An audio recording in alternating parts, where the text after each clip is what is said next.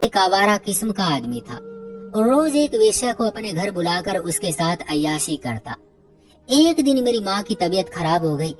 मैं उन्हें अस्पताल लेकर गया तो वहाँ नर्स को देखकर मेरे पैरों तले से जमीन निकल गई, क्योंकि वो वही नर्स थी जो मेरे पास रात गुजारने आई थी। उसने मुझे देखा और मेरा हाथ पकड़कर कमरे में ले गई। और फिर मेरा नाम यूवी है। मेरे बाबा एक बहुत बड़े बिजनेसमैन थे। जब मैं 16 साल का था तब मेरे माँ बाप अलग हो गए। बाबा देश से बाहर चले गए। फिर बाबा के जाने के बाद मैं अपने ताऊजी के पास रहता था। ताऊजी मुझ पर इतना ध्यान नहीं देते थे, क्योंकि वो खुद भी हर वक्त अपने बिजनेस में लगे रहते थे। मुझे अपने माँ बाप पर बहुत गुस्सा आता था। उन्होंने मुझे लावारिसों की तरह छोड़ दिया था। लेकिन बाबा हर वक्त मेरे पास पैसे भेजते। मुझे किसी चीज की कमी नहीं थी, लेकिन माँ बाप के प्यार की कमी जरूर थी। मुझे उनका प्यार चाहिए था। और वो दोनों अलग हो गए थे और अपनी जिंदगियों में बिजी हो गए थे। माँ ने बाबा से अलग होने के बाद तलाक लेकर दूसरी शादी कर ली थी और मुझे मेरे ताऊजी के हवाले कर गई थी। मगर बाबा के बारे में मुझे कुछ नहीं पता था कि उन्होंने दूसरे देश में जाकर शादी की है या नहीं। उन्हें मेरी कोई फिक्र नहीं थी। मुझे इस वजह से ही अपने माँ बाप से नफरत हो गई थी। मैं पिछले 12 सालों से इसी तरह ही रह रहा था। बाबा कभी कभी मुझे मिलने आ जाते थे, मगर मेरी माँ कभी मुझसे मिलने नहीं आई थी। बाबा ने मुझे हिंदुस्तान बिजनेस भी करवा दिया था, मगर मैं इसमें कोई दिलचस्पी नहीं लेता था और अपने आवारा दोस्तों के साथ घूमता फिरता रहता था। आज मैं अपने कमरे में बैठा सिगरेट पी रहा था। इतने में मेरे मोबाइल पर कॉल आने लगी। मैंने गहरी सांस ली और कॉल कट कर दी, क्योंकि जब मेरा मूड नहीं होता था मैं अपने बाबा की कॉल नहीं उठाता था। न जाने क्यों वो मुझे कॉल करके नीचे दिखाना चाहते थे। उन्हें बस यही पता था कि मैं उनका बेटा हूँ, लेकिन वो मुझसे हमेशा आगे रहे। मुझे हमेशा उनकी जरूरत महसूस हुई और उन्होंने कभी मुझसे मोहब्बत ही नहीं की थी। उनकी मोहब्बत लेने के चक्कर में मैं उनसे नफरत कर बैठा था। कुछ साल पहले ही मैं अपने ताऊजी से अलग हो गया था और अपने अलग घर में रहने लगा था। जब जहाँ दिल होता चला जाता। जब ताऊजी के घर था तो अपनी मर्जी से कहीं नहीं जा सकता था, मगर मैं अब पूरी तरह से आजाद हो चुका था। मैंने फिर से सिगरेट निकाली और पीने लगा। मुझे याद था जब बचपन में मेरे बाबा सिगरेट पीते थे तो मुझे बहुत बुरा लगता था कि मेरे बाबा सिगरेट क्यों पीते हैं, लेकिन अब सिगरेट पीना मेरा नशा बन चुका था। अगले दिन मेरी 12 बजे आंख खुली। मुझे कुछ नहीं याद था। मैं बाहर आया तो सामने बाबा का दोस्त बैठा हुआ था। मैंने गुस्से से उनकी तरफ देखा, क्योंकि जब भी मैं बाबा से बात न करता तो बाबा अपने दोस्त को मेरे घर जरूर भेजते थे, ताकि वो मेरे हाल चाल पता कर सके। अंकल मुझे कहने लगे, बेटा तुम्हें अपने बाबा से इतनी नफरत क्यों है? वो तुमसे बात करना चाहते हैं, मगर तुम हो कि उनकी कोई बात सुनने को तैयार ही नहीं हो। वो कह रहे थे कि आजकल तुम बहुत बिगड़ रहे हो। अगर तुमने अपने यही हालात रखे तो वो तुम्हें कोई खर्चा नहीं देंगे। उनकी बात सुनकर मैंने लापरवाही से कहा, तो उन्हें बोले मत दे। मैं कौन सा उनकी मिन्नतें करता हूँ कि वो मुझे कुछ दे। अगर वो नहीं देंगे तो मेरा खर्चा मेरे दोस्त उठा लेंगे। अंकल हैरत से मेरी तरफ देखते हुए कहने लगे, तुम ऐसे तो नहीं थे, तुम तो अपने बाबा की हर बात मानते थे। उनकी बात सुनकर मैंने हंसते हुए कहा, बाबा भी तो पहले वाले नहीं रहे। अगर मैं बदल गया हूँ तो वो भी तो बदल गए हैं। जो कुछ मैं करता हूँ अपनी मर्जी से करता हूँ। मैं भी अपनी हरकतों से बाज नहीं आऊंगा। अब आप जा सकते हैं और बाबा को कह देना उनका बेटा उनके लिए मर गया है। अंकल मुझे देखकर गुस्से में कहने लगे, अपने बाबा का मुकाबला करोगे? मैंने कहा, हाँ मैं किसी का भी मुकाबला कर सकता हूँ, मुझे कोई रोक कर तो दिखाए। वो कहने लगा, अपने बाप के टुकड़ों पर पलकर तुम अपने बाप का मुकाबला करोगे? ये बात याद रखना कि तुम अपने बाप के बिना कुछ भी नहीं हो। मेरे गुस्से में कहा, हर बेटा ही अपने बाप के टुकड़ों पर पलता है, मैं कोई अनोखा नहीं हूँ। मुझे पालना उनका हक है। वो बोले, तुम अच्छी औलाद नहीं हो। वो ये कहकर चले गए, मगर मुझ पर उनकी किसी बात का असर नहीं हुआ था। थोड़ी देर बाद ही मेरा दोस्त आ गया और कहने लगा, वो आज रात मेरे घर आएगा। मैं जानता था वो मेरे घर क्यों आना चाहता था। मैंने उसकी बात सुनकर हाँ में सर हिला दिया, क्योंकि मेरे दोस्त अक्सर मेरे घर में ही मौज मस्ती किया करते थे और इसी वजह से मैं बिगड़ गया था, क्योंकि यहाँ पर कोई भी नहीं होता था। पहले मैं उन्हें इग्नोर कर देता था, फिर आहिस्ता आहिस्ता मुझे उन्होंने बिगाड़ दिया और अपने साथ हर बुरे काम पर मुझे भी लगा दिया। मैं उनके साथ रह रहकर बहुत खराब हो गया था, मगर मैं कोई भी बिजनेस करने का सोच रहा था। यही सोचकर मैं ऑफिस चला गया। आज मैं पहली बार ऑफिस आया था। सब मुझे हैरानी से देख रहे थे। पहले एक बार मैं बाबा के दोस्त की जिद की वजह से वहाँ गया था। मैंने गुस्से में जाकर सबको पहले ही दिन बता दिया था कि मैं उनका नया बॉस हूँ। रात के वक्त मेरे घर में पार्टी थी, इसलिए मैं जल्दी से घर आ गया। मेरे सब दोस्त आ चुके थे। ड्राइंग रूम में एक लड़की भी बैठी हुई थी, जो मेरे दोस्त लेकर आए थे। वो लड़की मुझे मुंह बना बनाकर दिखा रही थी। मैंने गुस्से में कहा, मुझे ऐसे क्यों देख रही हो? मेरा दोस्त मुझे कहने लगा, क्या हो गया है, तुम ऐसे बातें क्यों कर रहे हो, वो वापस चली जाएगी। मैंने गुस्से में कहा, जाती है तो जाती रहे, मुझे इसका क्या करना है। मेरा दोस्त मुझे गुस्से में घूरने लगा, जैसे वो लड़की भी मुझे नखरे से देख रही थी। वो मुझे एक आंख नहीं बहा रही थी। मुझे तो उस पर गुस्सा आ रहा था। मैं अपने कमरे की तरफ जाने लगा। मेरे दोस्त ने मुझे रोक लिया और कहने लगा, पागल हो, ये सब कुछ छोड़कर कहाँ जा रहे हो। मैंने कहा, मैं इतना नेक भी नहीं हूँ कि ये सब कुछ छोड़कर चला जाऊंगा, बस तुम मेरे आने का इंतजार करो। मैं ये कहकर अपने कमरे की तरफ चला गया। थोड़ी देर बाद मैं कमरे से बाहर आया और वहां पर उनके साथ ही बैठ गया। अगले दिन सुबह के वक्त मेरी आंख खुली तो मेरा सर दर्द से फट रहा था। मैंने मोबाइल उठाकर टाइम देखा तो 8 बज रहे थे। मुझे हैरत हो रही थी, मैं इतनी जल्दी उठ कैसे गया। खैर मैं उठा, फ्रेश हुआ और ऑफिस के लिए तैयार हो गया। मैं सारा दिन ऑफिस में गुजार कर रात को वापस घर आया। फिर मैंने अपने दोस्त को कॉल की और उससे पूछा, आज नहीं आना क्या। वो कहने लगा, अगर तुम कहते हो तो कोई और लड़की पकड़ कर आ जाते हैं। मैंने उससे कहा, ठीक है, अभी आ जाओ। अब तो मुझे अजीब सी आदत होती जा रही थी। अब बाबा ने भी मुझे कॉल करनी छोड़ दी थी और ताऊजी भी हालचाल भी नहीं पूछते थे। अब मुझे बिल्कुल ही खुली आजादी मिल गई थी। हर वक्त मेरे हाथ में सिगरेट होती थी। हर दिन लड़कियां मेरे पास रात गुजारने आती थी। अब तो मेरी रूटीन यही बन गई थी। मुझे किसी की कोई परवाह नहीं थी। मुझे खुद तो ये पता नहीं था कि लड़कियां कहाँ से आती हैं। बस मुझे इतना पता होता था कि मेरे दोस्त उन्हें कहीं से खरीद कर लाते हैं और मैं उन्हें पैसे दे देता था। वक्त यूं ही गुजरता रहा। फिर एक दिन रात के वक्त मैं लॉन में खड़ा सिगरेट पी रहा था। थोड़ी देर बाद मुझे एहसास हुआ कि जैसे कोई मेरे कमरे में है। मैं लॉन से अपने कमरे की तरफ आया। सामने देखकर मैं दंग रह गया। सामने देखकर मेरी आंखें खुली की खुली रह गई। मुझे बिल्कुल भी उम्मीद नहीं थी कि मेरे बाबा यूं अचानक मुझे बताए बगैर ही वापस आ जाएंगे। वो मुझे देखकर कहने लगे, ये घर का तुमने क्या बना रखा है। मैंने गुस्से में कहा, आपको नजर नहीं आ रहा, घर को घर ही बनाया हुआ है। बाबा कहने लगे, ये मुझे तो कहीं से भी घर नहीं लग रहा। मैंने बात बदलते हुए कहा, मुझे अपने आने का भी नहीं बताया। उन्होंने मेरी बात काटकर कहा, तुमने अपनी हालत देखी है। मैंने कहा, मेरी हालत को क्या हुआ है, बुरी है क्या। तो वो गुस्से में कहने लगे, बुरी नहीं, बहुत बुरी है। ये तुम किन चक्करों में पड़े हुए हो। अब बाबा की बात सुनकर मैंने कहा कि इससे आपको क्या मतलब। आपकी मेहरबानी होगी कि आप यहाँ से चले जाए, मुझे आपसे कोई बात नहीं करनी। मैंने गुस्से से कहा तो वो कहने लगे, ठीक है, फिर ये समझ लो कि तुम्हारा बाप भी तुम्हारे लिए हमेशा के लिए मर गया, फिर कभी मेरे पास मत आना। वो कहकर वापस चले गए। मैंने भी उन्हें नहीं रोका, क्योंकि जब भी वो मुझसे मिलने आते तो यही शब्द कहकर वापस चले जाते थे। कभी उन्होंने मुझे अपने सीने से नहीं लगाया था। उनके पास तो मेरे लिए वक्त ही कहाँ था। वो सिर्फ 1 या 2 घंटे के लिए मेरे पास आते थे। उनके जाने के बाद मैंने एक लंबा सिगरेट का कश लगाया और मैं फिर से लॉन में आ गया। ठंडी हवा चल रही थी। मैंने गहरी सांस ली। इतने में मेरे मोबाइल पर कॉल आने लगी। मैंने मोबाइल की तरफ देखा। मेरे दोस्त का नंबर जगमगा रहा था। मेरे लबों पर मुस्कुराहट बिखर गई। मैं नहीं जानता था कि मैं इतना खुश क्यों हो रहा हूँ। मैंने जल्दी से कॉल उठाई। दूसरी तरफ मेरी दोस्त की जगह पर कोई लड़की बात कर रही थी। मैंने हैरानी से पूछा, आप कौन बात कर रही है। वो कहने लगी, आपके दोस्त की दोस्त बात कर रही हूँ। इसकी बात सुनकर मुझे गुस्सा आया। मैंने गुस्से में कहा कि फिर मुझे कॉल क्यों की है। कहने लगी कि आपने मेरे दोस्त को क्यों बुरे कामों पर लगा रखा है। खुद एक बिगड़े हुए इंसान हो, अगर जरा सी भी आप में शर्म होगी ना, तो फिर मेरे दोस्त को इन कामों से दूर ही रखना। आपकी वजह से मेरा दोस्त मुझसे दूर होता जा रहा है। उसकी बात सुनकर मुझे गुस्सा आ गया और इस कदर गुस्सा आया कि मैंने अपनी मुट्ठी भींचकर काट दिया। अगर वो कुछ और मुझे कह देती तो मैं बर्दाश्त से बाहर हो जाता। मुझे तो बस जिज्ञासा हो रही थी कि वो लड़की कौन थी। मैं बस एक बार उस लड़की को देखना चाहता था। बदला लेना तो बाद की बात थी। मैंने थोड़ी ही देर बाद उसी नंबर पर कॉल की। अब मोबाइल मेरे दोस्त के पास ही था। मैंने कहा, एक लड़की ने इसी नंबर से मुझे फोन करके मेरी बेइज्जती की है। अगर तुम मुझसे दोस्ती रखना चाहते हो तो तुम्हें मेरा एक काम करना होगा। वो कहने लगा, भाई तुम्हारे लिए तो जान भी हाजिर है, बोलो क्या करना है।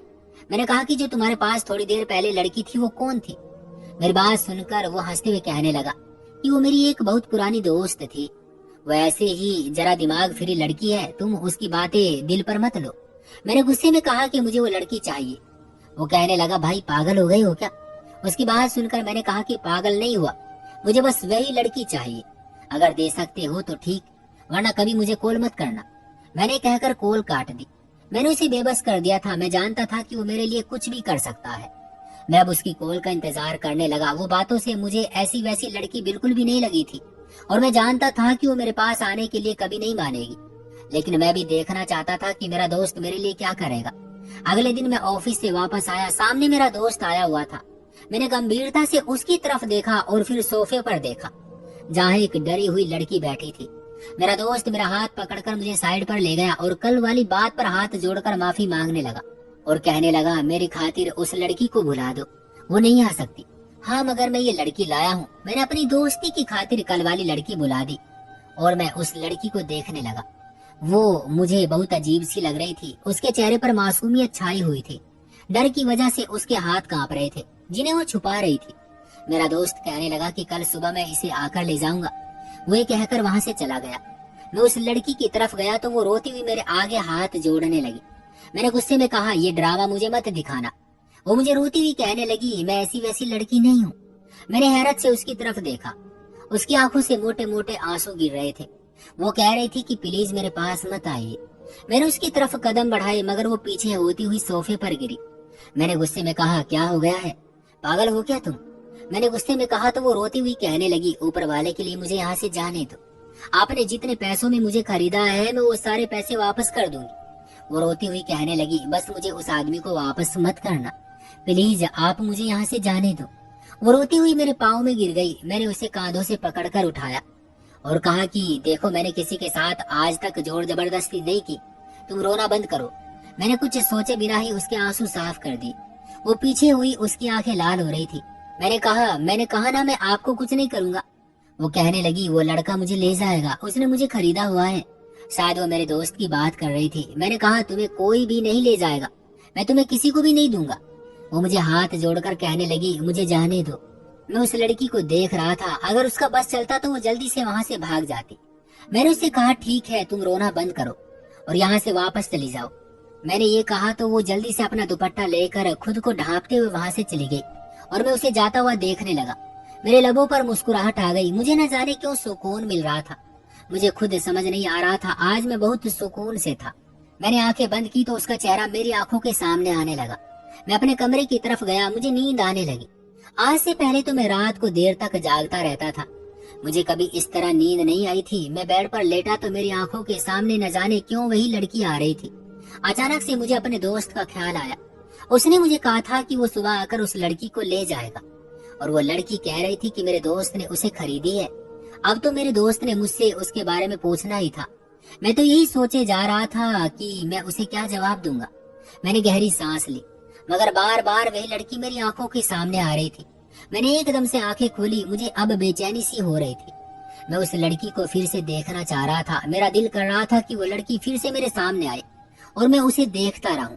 वो मेरे सामने बैठी रोती रहे और वो रोते हुए कितनी प्यारी लग रही थी। मैं यही सोचते सोचते सो गया और सुबह मेरे कानों में मेरे दोस्त की आवाज गूंजी। मैंने आंखें रगड़ते हुए उसकी तरफ देखा। वो गुस्से में कहने लगा, वो लड़की कहाँ है? मैंने अपना सर एक हाथ से दबाते हुए कहा, पता नहीं, मैं तो अचानक से सो गया था। न जाने उस लड़की ने मुझे क्या पिला दिया था। उसके बाद मुझे कुछ याद नहीं कि वो कहाँ गई है। मेरा दोस्त हंसकर कहने लगा, शक्ल से तो इतनी शरीफ और मासूम लग रही थी और तुझ जैसे चालाक इंसान को धोखा दी गई। मैंने कहा, भाई अब मुझे उस लड़की के बारे में कुछ पता नहीं। वो कहने लगा, अच्छा मैं कोई और लड़की ले आऊंगा। अपने दोस्त की बात सुनकर मेरी आंखों के सामने उस लड़की का रोता हुआ चेहरा आ गया। कैसे वो मुझसे माफी मांग रही थी, हालांकि उसकी कोई गलती नहीं थी। इस वक्त माफी तो उससे मुझे मांगनी चाहिए थी। मैंने नहीं में सर हिला दिया और कहा, कोई जरूरत नहीं है लड़की लाने की। इस तरह एक दिन कोई लड़की मुझे मार कर चली जाएगी। मेरा दोस्त हैरान हुआ। मेरी बात सुनकर मैं लड़की से डर रहा था। वो कहने लगा, क्या हो गया है, लड़की से डर रही हो? उसकी बात सुनकर मैंने हंसते हुए कहा, मैं भला लड़की से क्यों डरूंगा मेरे भाई, मैंने वैसे ही बात की है। वो कहने लगा, तुम बहुत बिगड़ गए हो। उसकी बात सुनकर मैंने कहा, सुधर भी सकता हूँ, तुम फिक्र मत करो। मैं कहकर फ्रेश होने चला गया और मेरा दोस्त मुझे कहने लगा कि मुझे लगता है सच में तुम्हारे बाबा की बातों का तुम पर असर हो गया है। मैंने उसकी बात सुनकर मुस्कुरा दिया और कहा कि मुझे देर हो रही है, मैं ऑफिस जा रहा हूँ। मैं ये कहकर निकल गया। रास्ते में कुछ लेने के लिए मैं एक दुकान पर गया तो अचानक से मेरी एक औरत के साथ तकरार हुई। मैंने जैसे ही उसकी तरफ देखा तो मेरे होश उड़ गए। मैं खुश्क होठों से उसे देखने लगा। वो शायद मुझे नहीं पहचान पाई थी मगर मैंने उन्हें पहचान लिया था और मैंने कुछ सोचे बिना ही बोल दिया, ममा आप। मैंने जब उन्हें ममा कहा तो वह हैरानी से मेरे मुंह की तरफ देखने लगी। मैं उनके सीने से लग गया। मैंने हमेशा से सोचा था कभी अपनी माँ से बात नहीं करूंगा मगर उन्हें सामने देखकर न जाने मुझे क्या हो गया था। मैं दुकान पर ही माँ के सीने से लगकर रोने लगा। कितने साल की उदासी मेरे अंदर भरी हुई थी, मुझे सुकून मिलने लगा। थोड़ी देर बाद मैं उन्हें घर ले आया। वो बिल्कुल खामोश थी। मैंने उनकी तरफ देखते हुए कहा, आप मुझे क्यों छोड़कर गई थी? वो कहने लगी, मुझे माफ कर दो बेटा, तुम्हें छोड़ने के बाद मैं भी सुकून की जिंदगी नहीं गुजार सकी। मैं बहुत शर्मिंदा हूँ। न जाने मुझे क्या हो गया था। मैंने तुम्हारे बाबा के साथ जिद लगा ली थी कि मैं उनके बिना रह सकती हूँ। मुझे उनके साथ नहीं रहना था, इस वजह से ये सब कुछ हुआ था। बेटा, मुझ में हिम्मत नहीं हुई थी कि कभी मैं तुम्हारा सामना कर सकूं। मैंने गुस्से से कहा, तो फिर छोड़कर क्यों गई थी? तो वो कहने लगी, बेटा मुझे अभी जाना है, मैं वादा करती हूँ कुछ दिनों बाद मैं हमेशा के लिए तुम्हारे पास आ जाऊंगी। वो कहकर जाने लगी। मैंने नहीं में सर हिला दिया और कहा, मत जाइए मुझे छोड़कर, मैं आपके बाद दोबारा जीना छोड़ दूंगा। आपकी वजह से मैं ऐसा हुआ हूँ। मेरा दिल बहुत घबरा रहा था, आप फिर पहले की तरह मुझे छोड़कर चली जाएंगी। मैं उन्हें जाने से रोक रहा था, मगर वो कहने लगी, बहुत जल्द ही वो वापस आ जाएगी। मैंने उन्हें जाने की अनुमति दे दी और वो चली गई। मगर न जाने क्यों मेरी आंखों में आंसू थे। उनके जाने के बाद मुझे अजीब सी बेचैनी होने लगी थी। मैंने अपने दोस्त को कॉल की और उससे कहा, मुझे वो लड़की चाहिए जो उस रात आई थी और भाग गई थी। वो कहने लगा, मैं उसे कहाँ से ढूंढ कर लाऊं? मैंने घबराते हुए कहा, मुझे बस वही लड़की चाहिए। वो कहने लगा, पहले तो तुमने ऐसा नहीं किया कि किसी एक लड़की के पीछे पड़ गए हो। खैर, मैं कोशिश करता हूँ वो लड़की फिर से मिल जाए। दिन यूं ही गुजरने लगे, ना मुझे वो लड़की मिल रही थी। मेरा दोस्त मुझसे किसी और लड़की की बात करता तो मैं उससे झगड़ने लग जाता। तकरीबन 1 महीने बाद मेरी माँ मेरे पास आ गई। मैं हैरानी से उन्हें देखने लगा। वो कहने लगी, अब मैं हमेशा के लिए अपने बेटे के पास आ गई हूँ। मैंने उनकी गोद में सर रख लिया और कहा, वादा करें अब आप मुझे छोड़कर कभी नहीं जाएंगी। वो कहने लगी, जानती हूँ दूसरी शादी करने के बाद ना ही मेरी कोई औलाद हुई और ना ही मेरी अपने पति से बन पाई, इसलिए आज मैं हमेशा के लिए तुम्हारे पास आ गई हूँ। और उनकी बात सुनकर मैं मुस्कुरा दिया। मेरी माँ के साथ मेरी जिंदगी बहुत अच्छी गुजर रही थी। मैंने हर बुरा काम छोड़ दिया था, मगर शायद मुझे उस लड़की से मोहब्बत हो गई थी। मगर उस लड़की का कुछ पता न चल सका। आखिर वो कहाँ चली गई थी? एक दिन मैं अपनी माँ के साथ बाजार गया तो हमारा एक्सीडेंट हो गया। मेरी माँ के हाथ पर चोट लग गई थी, शायद हड्डी टूट गई थी। मैं उन्हें अस्पताल ले गया। मैं उनकी वजह से बहुत परेशान था। थोड़ी देर बाद ऑपरेशन थिएटर से एक नर्स बाहर निकली। अभी वो मुझे कुछ बताने ही वाली थी कि मेरी नजरें उस पर ठहर गई। मैं पागलों की तरह उसे देखने लगा और वो भी मुझे देखे जा रही थी। मैंने उसका हाथ पकड़ लिया और पूछने लगा कि तुम वही लड़की हो ना? तुम कहाँ चली गई थी? वो घबराती हुई अपना हाथ छुड़वाकर कहने लगी, आपकी माँ का ऑपरेशन हो चुका है, आप उन्हें घर ले जा सकते हैं। वो लड़की नर्स बन गई थी। मैं उसके पीछे उसके रूम में आया। वो बाहर की तरफ देख रही थी। मैंने उसे बुलाया। उसने मुड़कर मेरी तरफ देखा और अपनी आंखों से आंसू साफ करने लगी। मैंने गंभीरता से उसे कहा, मैंने आपको बहुत तलाश किया, मुझे आपसे मोहब्बत हो गई है। वो कहने लगी, मैं आपका एहसान कभी नहीं भूल सकती। फिर वो मुझे अपने बारे में बताने लगी और कहने लगी, मेरे माँ बाप इस दुनिया में नहीं है। मैं अपने चाचा जी के पास रहती थी। मैं पढ़ रही थी और नर्स बन रही थी, मगर मेरे चाचा जी नशेड़ी और जुआरी थे। पहले तो सब कुछ ठीक था, मगर एक दिन पैसों के लिए उन्होंने मुझे आपके दोस्त को बेच दिया था। मैं बहुत परेशान थी, घबराई हुई थी और बहुत डरी हुई भी थी। जब आपने मुझे छोड़ा तो मैं वहाँ से निकल गई और अपनी एक सहेली के घर चली गई।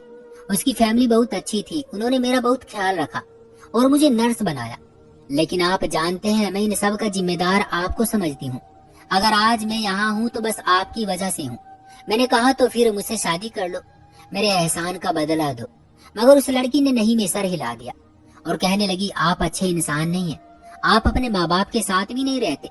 उसकी बात सुनकर मैंने कहा, नहीं, अब मैं अपनी माँ के साथ रहता हूँ, बाबा के पास भी जाता हूँ। मैं सब गलत काम भी छोड़ चुका हूँ। मैंने उस रात के बाद कुछ भी गलत नहीं किया। मैं सुधर गया हूँ और आप जानती है, मैं इस सब की वजह आपको समझता हूँ। जब मैं छोटा सा था तब मेरे माँ बाप अलग हो गए थे। माँ ने भी छोड़ दिया था, बाबा भी दूसरे देश चले गए थे। मैं अकेला हो गया था। फिर मुझे कोई कुछ नहीं कहने वाला था। जहाँ दोस्त ले जाते मैं चला जाता था। बाबा पैसे भेज देते थे, मैं खुद भी अय्याशी करता और अपने दोस्तों को भी करवाता था। वो खुद बिगड़े हुए थे। मगर जिस रात आप मेरे पास आई थी, मुझे बहुत अजीब लगा था। आपके आंसू देखकर, आपको रोता हुआ देखकर मुझे कुछ हुआ था। मैं इतना रहमदिल नहीं था जो आपको छोड़ देता, मगर आपके आंसुओं ने मुझे मजबूर कर दिया था। वो मेरी तरफ देखे जा रही थी। शायद उसे बिल्कुल भी यकीन नहीं आ रहा था कि मैं सच में ऐसा हो गया हूँ। मैंने गहरी सांस लेकर उसकी तरफ देखा और उसके कदमों में बैठ गया। उसे यकीन दिलाया कि मैं अब एक अच्छा इंसान बनकर उसके साथ अपनी जिंदगी गुजारना चाहता हूँ। मेरी बहुत मिन्नतें करने के बाद वो मेरे साथ शादी करने के लिए मान गई।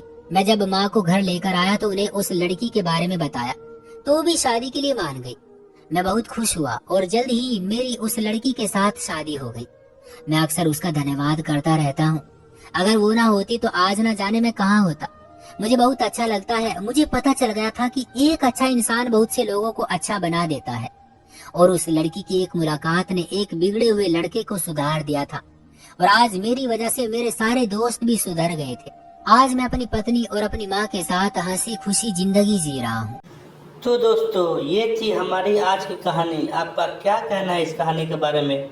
कमेंट करके हमें ज़रूर बताएं। वीडियो को लाइक कर दीजिए और चैनल को सब्सक्राइब करके घंटी को दबाकर ऑल पर सेट कर लीजिए ताकि आने वाले वीडियो आपको तुरंत मिले। मुझे दीजिए अगली वीडियो तक इजाज़त। तब तक के लिए धन्यवाद।